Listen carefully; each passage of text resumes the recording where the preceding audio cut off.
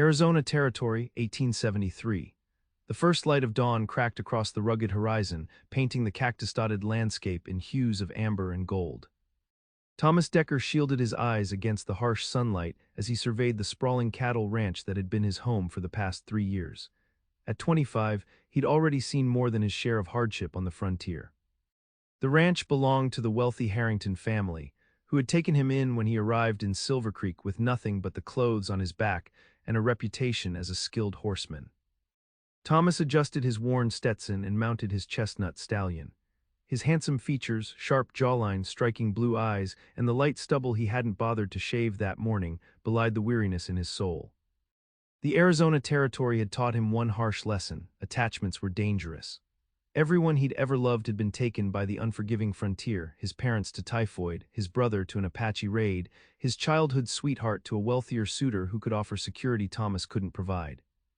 "A man rides alone out here," he muttered to himself, a mantra he'd repeated countless times. "The moment you start caring is the moment you start dying." The Harringtons were hosting a social gathering that evening to celebrate their daughter Alina's return from finishing school back east. Thomas had been instructed to make himself presentable and attend not as a guest, but as a ranch hand tasked with ensuring everything ran smoothly. Alina was rumored to be the perfect society woman, groomed for a prosperous marriage to some Eastern businessman or wealthy rancher's son. Thomas had never met her, but he'd heard enough from the other hands to know she represented everything he distrusted: privilege, Eastern refinement, and the illusion of permanence in a land that took everything eventually. As Thomas rode the perimeter of the property, checking fences and rounding up strays, his mind drifted to the letter he'd received yesterday, an offer to lead a cattle drive to California next month. Good money, but dangerous work. Perfect for a man with nothing to lose and no one to mourn him if the journey proved fatal. "Mr. Decker," the shrill voice of Mrs. Harrington carried across the yard as Thomas returned to the stables late that afternoon. "You will need to collect Miss Olivia Emerson from town before the gathering. Her stagecoach arrives at 4 o'clock. Thomas suppressed a groan. "Ma'am, I still need to check the north pasture." "Jenkins can handle it, Mrs." Harrington cut him off with a dismissive wave. "Miss Emerson is Alina's dear friend from school, and I won't have her arriving unescorted. The roads are not safe for a young lady traveling alone." Resigned to his fate, Thomas nodded stiffly. Another pampered Eastern girl to ferry around, just what this day needed. The stagecoach was late, as usual. Thomas waited impatiently outside the Silver Creek station, leaning against a post with his arms crossed. When the coach finally rumbled into town, covered in dust and looking worse for wear, he straightened up and prepared to meet yet another delicate society flower ill-suited for territorial life. The driver helped down an elderly couple first, followed by a traveling salesman. Thomas was beginning to wonder if he had the wrong coach when a young woman appeared in the doorway. She wore a simple blue traveling dress, dusty from the journey, and her honey-blonde hair was coming loose from what had likely been a neat arrangement hours earlier. What struck Thomas most were her eyes, warm brown and alert, taking in her surroundings with intelligent curiosity rather than disdain. "Miss Emerson?" he asked, approaching the stagecoach. The young woman turned to him, a genuine smile lighting up her face despite her obvious exhaustion. "Yes, I'm Olivia Emerson. You must be from the Harrington Ranch." "Thomas Decker, ma'am, I've been sent to escort you." He reached for her luggage, a single modest trunk rather than the mountain of baggage he'd expected. "Just this?" he couldn't help asking. Olivia laughed, a sound as clear as a mountain stream. "I've learned to travel light, Mr. Decker. Besides, what use are silk gowns and parasols in the Arizona Territory?" Thomas blinked in surprise. "Most Eastern ladies seem to think differently." "I'm not most Eastern ladies," she replied, a hint of mischief in her expression. "I may have attended finishing school, but I grew up on a small farm in Pennsylvania. My father believed daughters should learn to shoot, ride, and mend fences just as well as sons." As they loaded her trunk onto the wagon, Thomas noticed calluses on her hands, not the soft, pampered hands he'd expected. At 22, Olivia Emerson was a curious contradiction, clearly educated and refined in speech, yet practical and unpretentious in manner. The ride back to the Harrington Ranch took them through rugged country as the sun began its descent. Thomas found himself stealing glances at his passenger, who seemed more interested in the landscape than idle conversation. "Is that a golden eagle?" she suddenly asked, pointing to a distant speck circling above the mesa. Thomas followed her gaze. Good eye, Miss Emerson. Most folks wouldn't notice it at this distance. Olivia, please, she said, and I've always loved watching birds, they're so free. There was something in her voice, a longing that resonated with something deep inside Thomas. When a rattlesnake spooked the horses, causing them to rear suddenly, Thomas was astonished to see Olivia grab the reins alongside him, helping to steady the team with practiced hands. Farm girl, remember, she said with a wink when she caught his surprised expression. By the time they reached the ranch, Thomas found himself more intrigued by Olivia Emerson than he cared to admit. She wasn't what he expected, wasn't what the frontier usually attracted or created. There was something genuine about her that made his carefully constructed walls feel suddenly less secure. The Harrington Mansion, the grandest home in the territory, stood as a testament to Eastern wealth transplanted to the frontier. As they approached, Thomas noticed Olivia's expression tighten slightly. Not what you expected, he asked. It's exactly what I expected, she replied softly, a fortress against reality. Before Thomas could respond to this curious statement, they were greeted by a flurry of activity. Mrs. Harrington swept down the steps, followed by her daughter Alina, a vision in pink silk with raven-black hair arranged in an elaborate style that must have taken hours to achieve. At 20 years old, Alina Harrington was undeniably beautiful, porcelain skin untouched by the harsh Arizona sun, delicate features, and a practiced smile that never quite reached her green eyes. Next to her, Olivia seemed almost plain at first glance, but Thomas found his gaze drawn back to her natural warmth rather than Alina's cold perfection. Livy, darling, Alina embraced Olivia with theatrical affection. You're absolutely coated in dust, you poor thing. Mother has prepared the blue guest room for you. Thomas, do bring Miss Emerson's luggage up at once. Thomas bristled at her imperious tone, but maintained a neutral expression as he unloaded the trunk. Thank you for the safe journey, Mr. Decker, Olivia said quietly as he passed, offering him a genuine smile that contrasted sharply with Alina's practiced charm. That evening, the Harrington home filled with the territory's elite, wealthy cattle barons, mine owners, politicians, and their wives. Thomas stationed himself near the refreshment table, instructed to ensure glasses stayed filled and guests remained satisfied. He watched as Alina moved through the crowd like royalty holding court, her pink gown shimmering in the lamplight. Olivia, dressed in a simple but elegant blue gown that matched her eyes, stood somewhat apart from the main group. Thomas noticed she spent more time conversing with the house staff than with the wealthy guests, showing genuine interest in their lives and work. As the evening progressed, Thomas overheard snippets of conversation that painted a clearer picture of why Alina had returned from the East. Her father, Joseph Harrington, was negotiating with Charles Whitfield, owner of the neighboring ranch and the territory's wealthiest cattle baron. The topic, a marriage between Alina and Whitfield's son William, joining the two largest ranches in the territory. A perfect match, Mrs. Harrington gushed to another society matron. Alina has been groomed for exactly this kind of advantageous union. William Whitfield, 35 and already widowed once, stood near the fireplace, appraising Alina like a prize mare. Thomas felt a surge of distaste watching the calculated matchmaking unfold. When Thomas stepped outside for a moment of respite from the stuffy atmosphere, he found Olivia sitting alone on the porch swing, gazing at the stars. Escaping Miss Emerson? He asked before he could stop himself. She laughed softly. Caught in the act, Mr. Decker. I needed some air that wasn't perfumed with expensive cologne and ambition. Thomas found himself sitting beside her, propriety momentarily forgotten. You don't seem to fit in with this crowd. Is that an insult or a compliment? She asked, her eyes reflecting the starlight. Definitely a compliment, he replied with the first genuine smile he'd offered anyone in months. They sat in comfortable silence for a moment before Olivia spoke again. Alina and I attended the same school, but we come from very different worlds. My father was a teacher before he took up farming. He believed in education for its own sake, not as a path to a profitable marriage. Yet here you are, at a gathering clearly designed for matchmaking. Olivia's expression turned somber. My parents died last winter, influenza. The farm went to pay debts. Alina's invitation came at a time when I had few options. Thomas felt a pang of recognition, another soul left adrift by the harshness of life. I'm sorry for your loss. As I am for yours, she said softly, surprising him. At his questioning look, she added, There's a sadness in your eyes, Mr. Decker, a familiar one. Their conversation was interrupted by Alina's appearance at the door. Livy, there you are. You simply must meet William Whitfield. He's quite taken with your paintings I showed him. Olivia rose reluctantly. Duty calls, she whispered to Thomas with a conspiratorial smile that warmed something long cold inside him.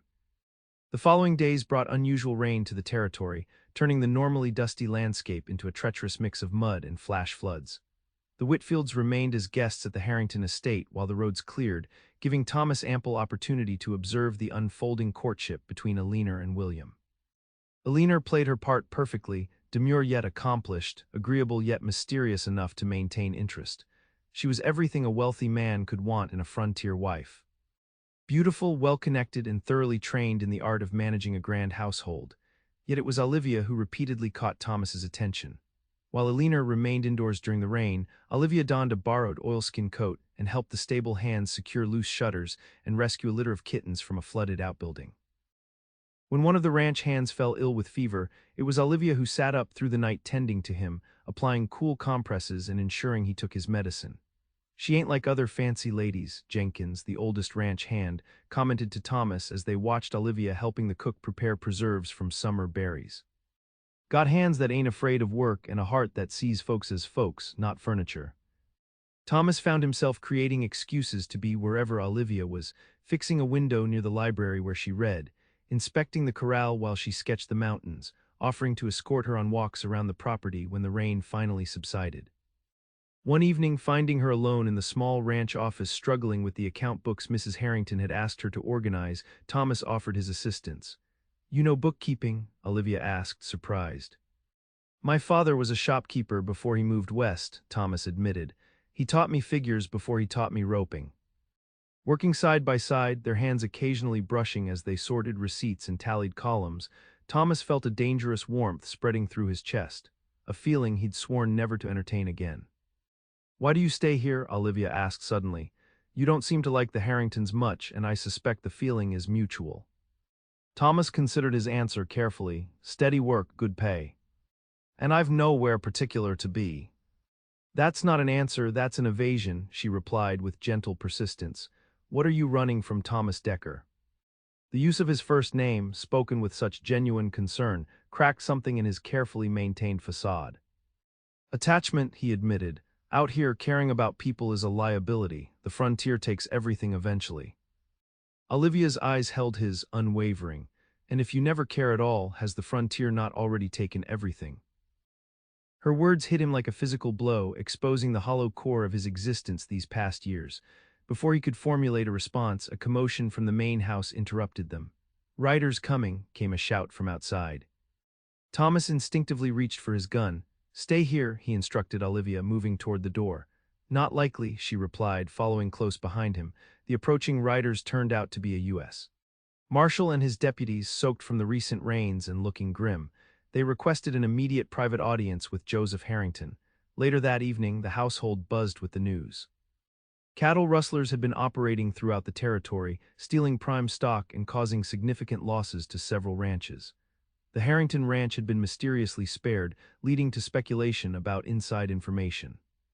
"The marshal suspects someone at one of the major ranches is working with the rustlers," Thomas overheard Joseph Harrington telling William Whitfield in the study, "directing them away from certain properties, perhaps in exchange for a cut of the profits." The conversation shifted to lowered voices, but Thomas caught Whitfield's response. "The engagement announcement should proceed as planned. Joining our properties will create the largest ranch in the territory. No one would dare cross us then." The following day brought preparations for a grand dinner, where Eleanor and William's engagement would be officially announced. Thomas found himself assigned to ride into town for last-minute supplies, and to his pleasant surprise, Olivia asked to accompany him. "I need fresh air and honest conversation," she explained, her eyes conveying a deeper meaning Thomas couldn't quite decipher. During their journey, Olivia grew increasingly pensive. When they stopped to rest the horses by a small stream, she finally spoke what was troubling her. "Eleanor is making a terrible mistake," she said suddenly. "William Whitfield is not the man everyone believes him to be." Thomas raised an eyebrow. "You know something about him." Olivia hesitated, then reached into her pocket and withdrew a folded newspaper clipping.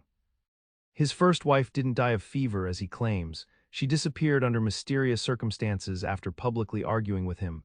Nothing was proven but..." Thomas examined the article from a Denver newspaper, dated 2 years earlier. How did you come by this? I worked at the school library. I made it my business to know about the families of my students. When Alina mentioned his name in her letters, I remembered the story and kept the clipping. Her eyes met his, troubled and sincere.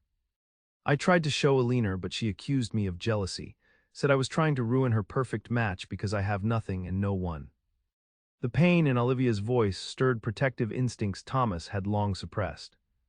That doesn't sound like the words of a true friend.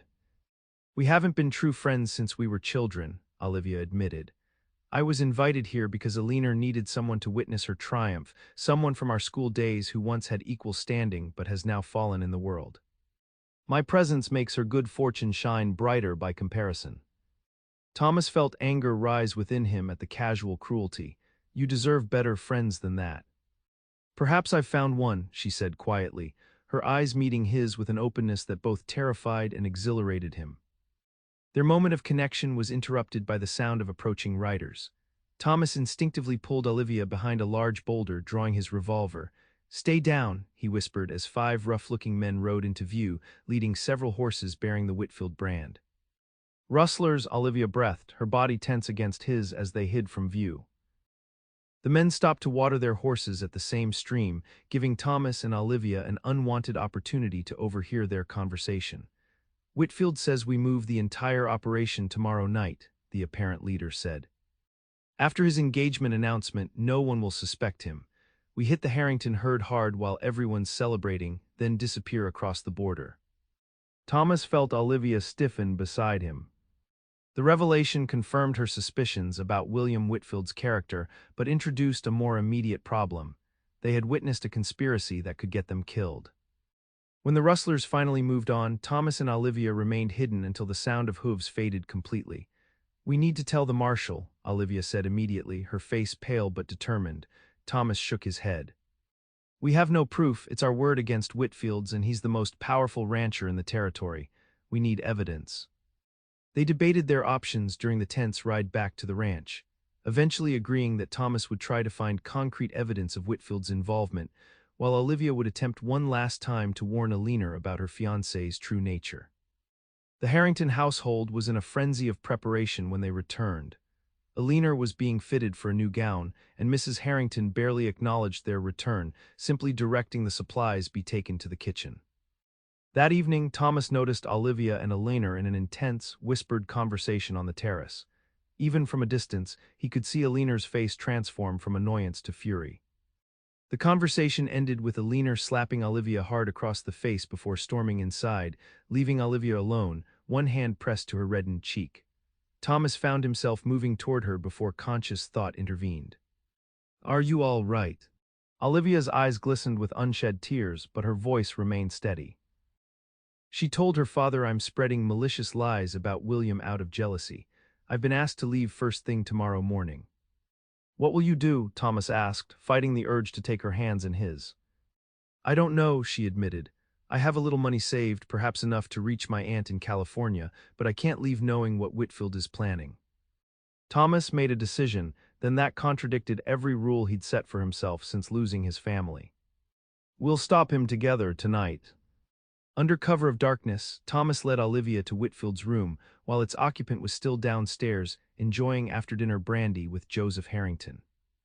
They searched quickly and methodically, finding nothing until Olivia discovered a false bottom in Whitfield's traveling desk.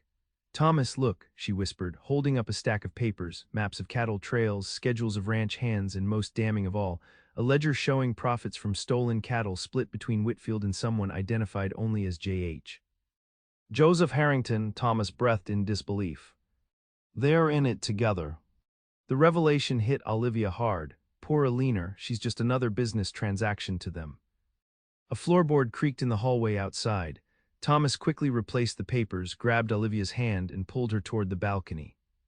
They climbed down the trellis just as the bedroom door opened. Hidden in the shadows of the stables, Thomas outlined a desperate plan.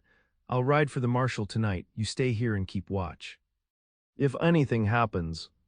I'm coming with you, Olivia interrupted firmly. I won't be left behind like some helpless damsel. Olivia, it's not safe. Neither is staying here if they suspect what we know, she countered.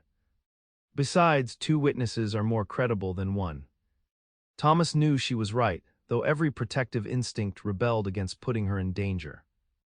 They saddled horses quietly, packed minimal provisions, and slipped away from the ranch under the cover of night.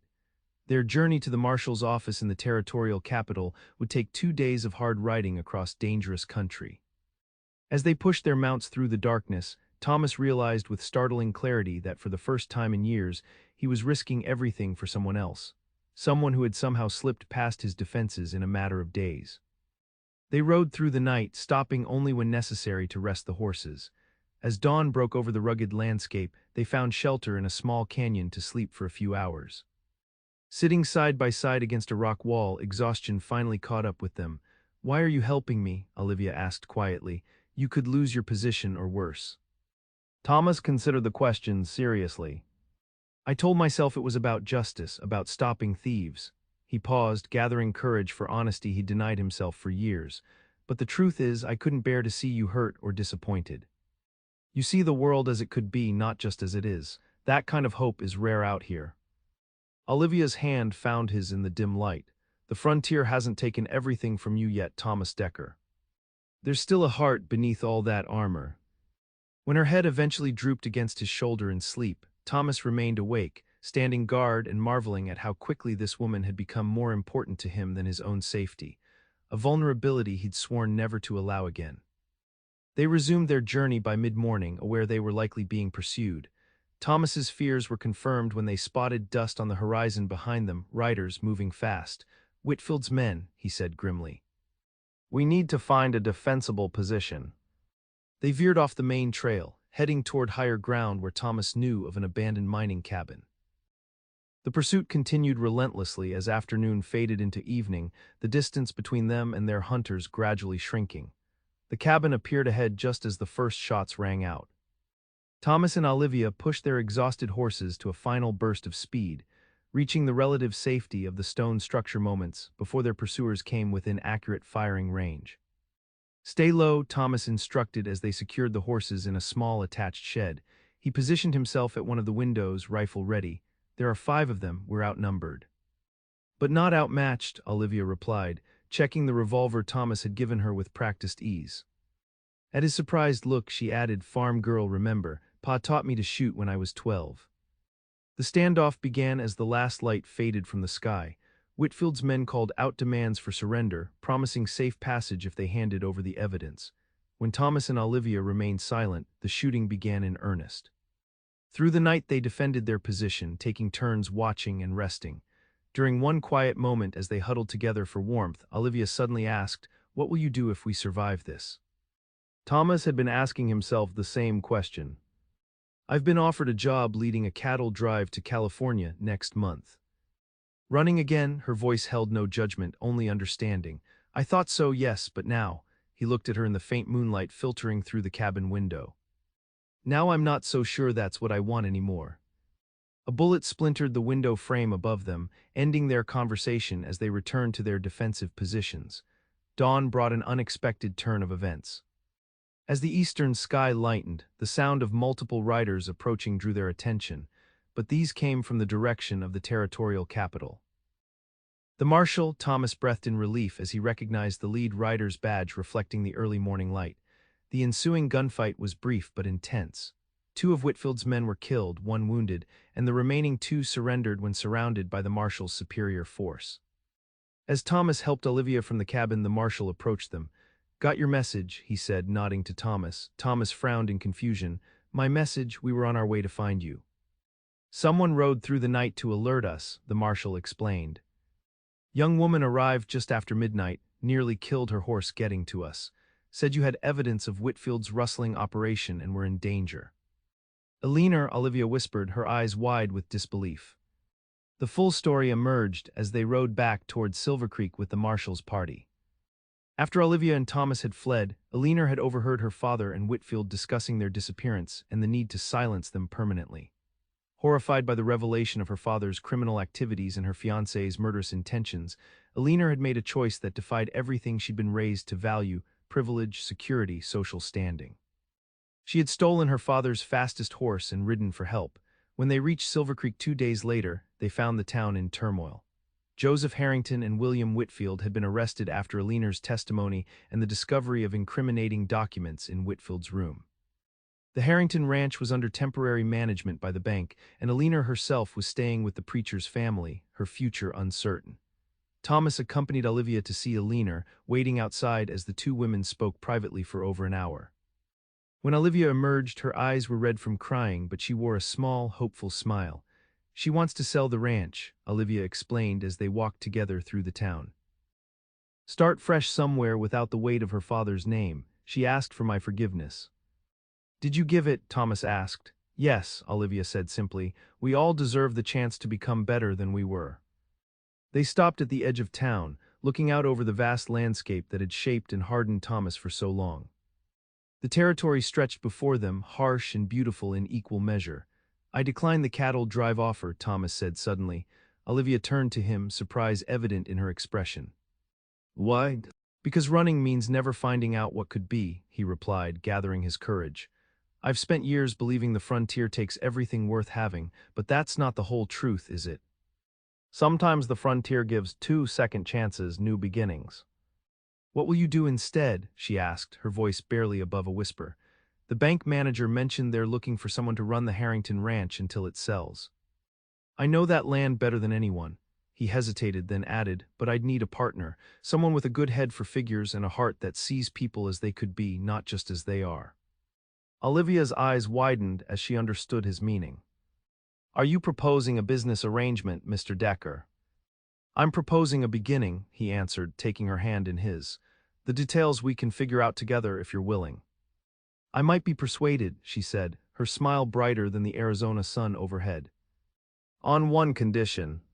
"Name it." "That you remember what you've learned, that caring isn't a liability, it's the only thing that makes the hardship worthwhile." 1 year later, the former Harrington Ranch, now the Decker homestead, hosted a gathering of its own. Not a lavish social affair designed to impress, but a community celebration bringing together ranch hands, townspeople, and travelers passing through. Thomas stood on the porch of the modestly expanded ranch house, watching his wife of 8 months move among their guests. Olivia Decker had transformed not just his life but the entire property, turning what had been a cold symbol of wealth into a warm home where weary travelers found rest and local children came to learn reading and arithmetic in the small schoolroom she'd established. Aliner Harrison, after her marriage to the young doctor who had come west seeking adventure, sat nearby with her infant daughter.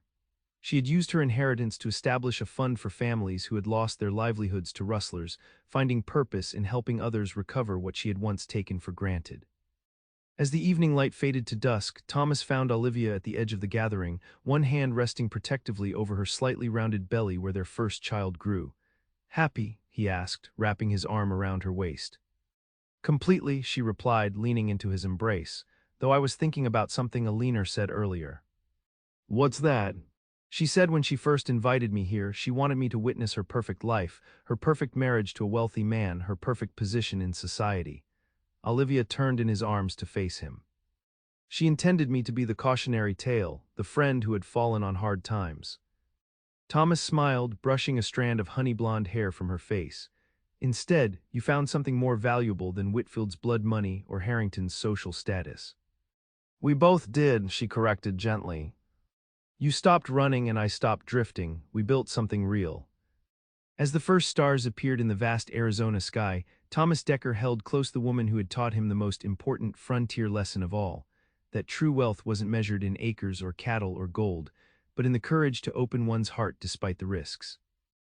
In choosing Olivia, with her compassion and quiet strength, over the superficial perfection society valued, he had found something he'd thought the frontier had permanently denied him: a home. The land remained harsh, the future always uncertain, but they faced it together, two souls who had discovered that even in the wildest places, love could take root and flourish if given the chance.